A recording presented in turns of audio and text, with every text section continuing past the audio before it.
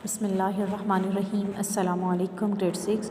Hope that you all will be fine. Dear students, as you know that we were doing exercise 2b on page number 29, and today we will solve question number 3 and 4.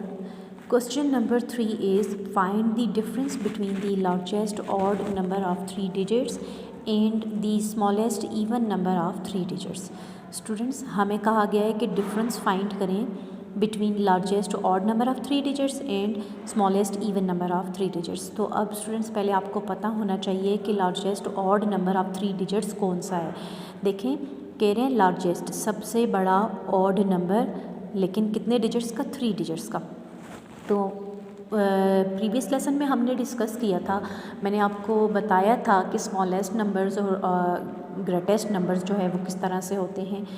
तो हमने वहाँ पर देखा था कि 999 वाले जो numbers होते हैं वो लार्जेस्ट होते हैं, और 10 से देखें हम उसमें ज़ीरो का इंक्रीमेंट करते जाते हैं तो वो हमारे पास स्मॉलेस्ट नंबर्स बनते जाते हैं। ठीक है, तो लार्जेस्ट अब ऑड नंबर की बात हो रही है, तो वहाँ से देखें आपको पता चल रहा है 999 वाले ग्रेटेस्ट नंबर होते हैं या लार्जेस्ट नंबर होते हैं, तो वो हैं भी ऑड हैं, और स्मॉलेस्ट नंबर जो होते हैं वो 10 के साथ हम ज़ीरो का इंक्रीमेंट करते जाते हैं तो वो स्मॉलेस्ट नंबर्स जो है बनते जाते हैं और वो होते भी इवन हैं। ठीक है, अब वो किस तरह से है मैं आपको फिर से एक दफ़ा लिख के बताती हूँ।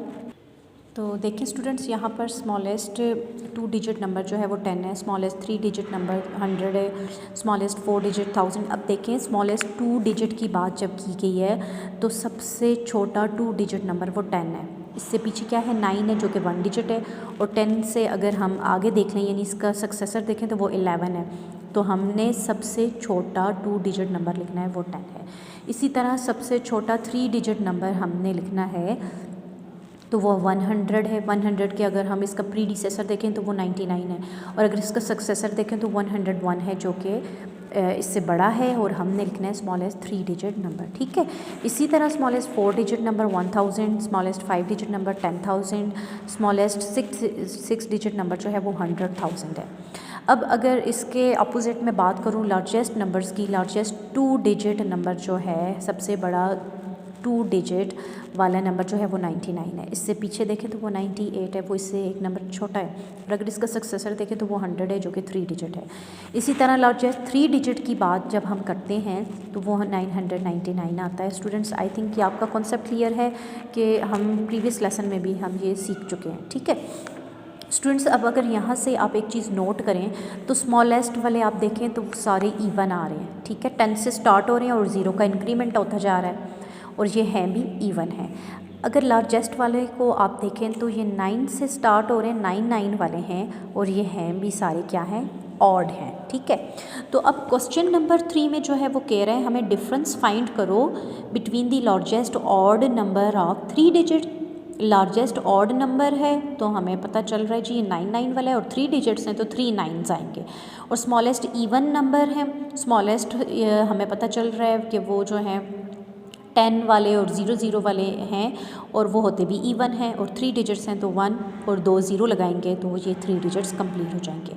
और फाइंड हमने क्या करना है? We have to find the difference. What is difference? Difference mean subtraction, यानी हमने इनका डिफरेंस निकालना है, माइनस करना है। ठीक है students, and as you know that always we have subtracted from largest number, हमेशा हम बड़े नंबर में से ही सब्ट्रैक्ट करते हैं छोटे को। ठीक है, अब यहाँ पर आप क्वेश्चन ऊपर पूरा लिखेंगे, देन सोल्यूशन में आप क्या लिखेंगे? As we know that largest odd number of 3 digits is equal to 999 and smallest even number of 3 digits is equal to 100। ये दो चीज़ें हमें गिवन हैं, क्वेश्चन से ही हमने उठाई हैं, वहाँ गिवन है, और हमने फाइंड क्या करना है? डिफरेंस। तो डिफरेंस हमेशा हम बड़े में से छोटे को ही सब्ट्रैक्ट करते हैं, तो 999 में से 100 को सब्ट्रैक्ट करेंगे, 899 इसका डिफरेंस आ जाएगा, और यही हमारा आंसर होगा। ठीक है students, now we will move on question number 4। Question number 4 में देखें वो कह रहा है state whether the following are true or false.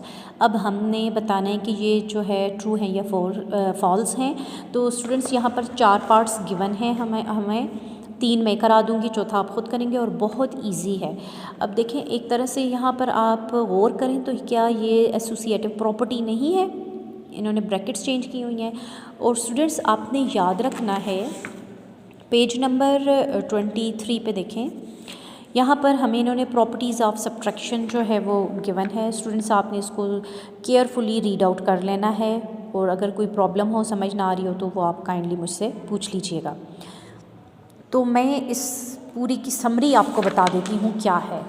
यहाँ पर जो हमारे पास प्रॉपर्टीज़ लिखी हुई हैं सब्ट्रैक्शन की, सबसे पहले जो है पार्ट ए में क्लोजर प्रॉपर्टी की बात की गई है, ठीक है। पार्ट बी में जो है वो कम्यूटेटिव प्रॉपर्टी की बात की गई है। इसमें जो है एसोसिएटिव प्रॉपर्टी को डिस्कस किया गया, और लास्ट पे जो है ना वो ज़ीरो को डिस्कस किया गया है कि ज़ीरो के साथ हम जब करते हैं सब्ट्रैक्शन तो क्या होता है। स्टूडेंट्स आपने याद रखना है कि प्रॉपर्टीज़ ऑफ सब्ट्रैक्शन को देखते हुए, जैसे हमने प्रॉपर्टीज़ ऑफ एडिशन पढ़ी थी ना, तो वहाँ पर हमने जस्ट टू ही कम्यूटेटिव और एसोसिएटिव पढ़ी थी। अब यहाँ पर जो प्रॉपर्टीज़ हैं, क्लोजर प्रॉपर्टी जो है वो होल्ड नहीं करती सब्ट्रैक्शन के लिए। यहाँ देखिए लिखा हुआ है closure property does not apply to subtraction, ठीक है। ये आपने केयरफुली पूरा रीड करना है।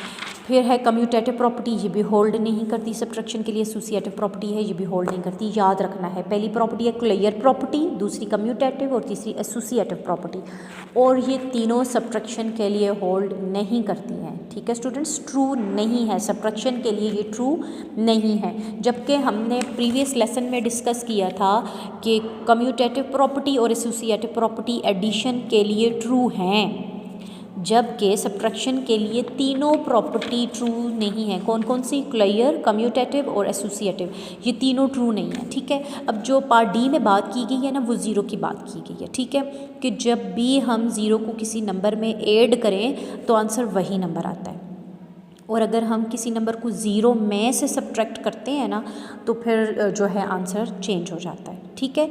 जैसे अगर यहाँ पर मैं आपको कहूँ कि आप ज़ीरो में से कोई नंबर माइनस करें, जैसे देखें यहाँ पर ज़ीरो में से मैं 9 को माइनस करूँ तो आंसर क्या आएगा? -9।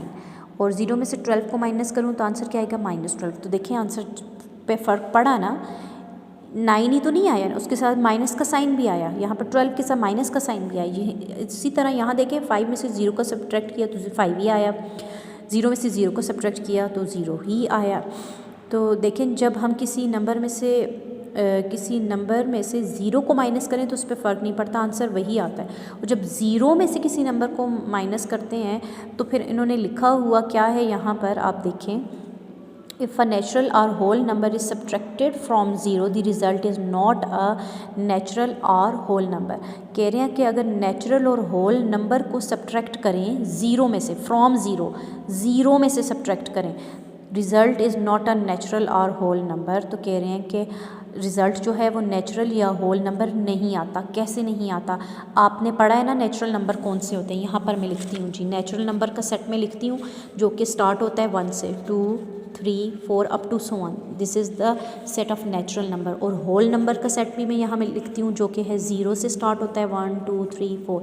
अब इन्होंने जो लिखा ना, इन्होंने जो बात कही कि जब हम किसी नेचुरल या होल नंबर को सब्ट्रैक्ट करते हैं 0 में से तो आंसर नेचुरल नंबर या होल नंबर नहीं आता। तो वो कैसे? देखिए -9, -12, ना तो ये नेचुरल सेट में आते हैं, नेचुरल नंबर्स में आते हैं, ना ये होल नंबर्स में आते हैं। ये क्या है? ये इंटीजर्स हैं, ये इंटीजर्स का सेट है हमारे पास, ठीक है। 0 में आप इंटीजर्स के सेट में आपको पता है ना कि प्लस वाले भी सारे नंबर्स होते हैं और माइनस वाले भी, तो ये इंटीजर्स आ जाते हैं। इसलिए इन्होंने कहा है कि आंसर जो है वो नेचुरल या होल नंबर नहीं आता। तो ये भी आपने याद रखना है, ठीक है स्टूडेंट्स।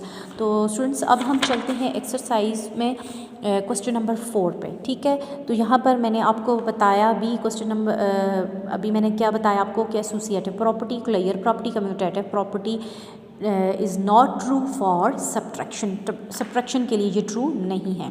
क्वेश्चन नंबर 4 में देखें जी, हमने ट्रू या फॉल्स बताना है, तो आपने इसको सॉल्व करके देखना है। अगर दोनों साइड्स इक्वल आती हैं, लेफ़्ट साइड इक्वल आती है राइट साइड के, तो वो ट्रू है, अगर नहीं आती तो वो फॉल्स है।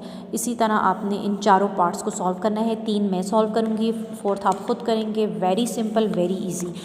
पार्ट नंबर 1 देखें क्वेश्चन नंबर 4 का, मैंने इसको सॉल्व किया। पहले आपको पता है हम ब्रैकेट्स को सॉल्व करते होते हैं। ब्रैकेट्स को आप सॉल्व करेंगे, 4 - 2 2 आएगा, 8 माइनस 2, यहाँ से 8 माइनस 4 करेंगे 4 आएगा और माइनस 2। अब हम ब्रैकेट्स रिमूव कर देंगे, 8 minus 2 is equal to 6, 4 minus 2 is equal to 2, left hand side not equal to right hand side, so this is false. इसी तरह आप इसको भी सॉल्व करके देखेंगे तो हमारे पास क्या 8 आया लेफ्ट हैंड साइड पे, राइट पे 0, तो ये भी फॉल्स है। नंबर 3 में आप देखें, आपने लेफ़्ट को सॉल्व किया 8 आया, राइट को सॉल्व किया 8, लेफ़्ट साइड इक्वल आ गई राइट हैंड साइड के, तो ये ट्रू है। ठीक है students, so what we have learn today, we have learn today properties of subtraction.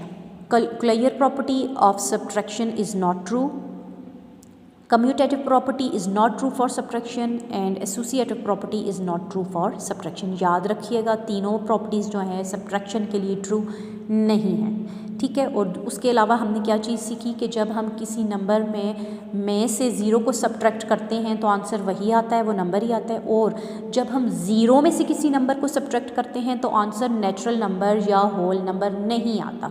Answer क्या आ जाता है जी, वो इंटीजर्स आता है, जो कि अभी हमने चेक भी किया है।